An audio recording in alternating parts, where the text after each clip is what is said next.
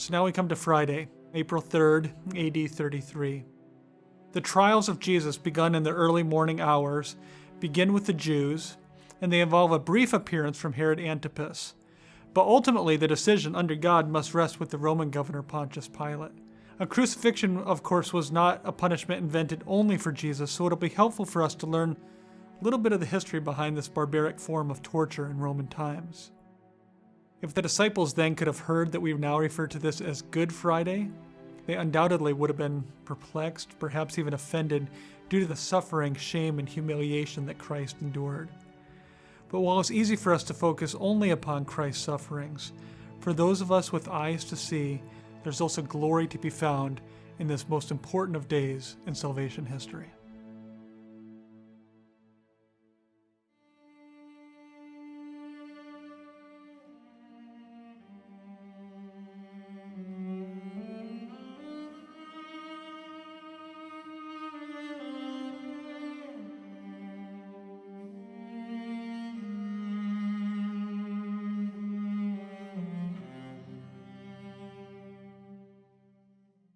Well, now we're up to the first Good Friday, and actually the action begins just before dawn when the Sanhedrin has to convene one last time in order to endorse what they had decided the night before, that Jesus should die.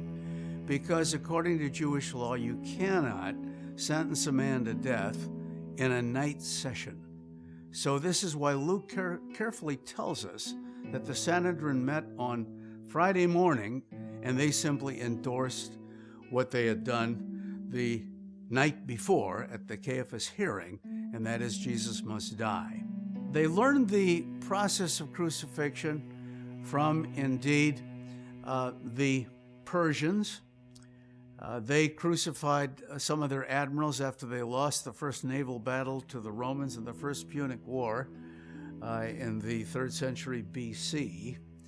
And then used it in Rome only for extreme criminals. Those who were not Roman citizens could be crucified for serious crime. The whole idea is, look what this poor miscreant is suffering. Don't do what he did, or you're going to get hung up on the cross the same way. And therefore, it is a way of preventing further crime, they thought, in addition to giving the miscreant a very horrible way to die.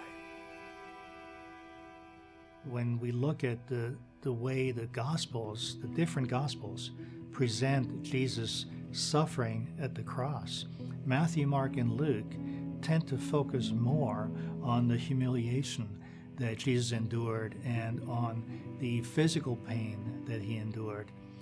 While John, probably writing last, presents the cross more as a station back to the glory that Jesus had before the world began. It's not so much that he minimizes the physical suffering that Jesus endured, but he shows that the spiritual reality of glory being brought to the Father even at the cross overrides any physical suffering that he may have had to endure. And of course, the writer to the Hebrews as well says that Jesus endured the cross for the joy set before him. So you see in the biblical material this emphasis that the suffering was a necessary pathway to eternal glory.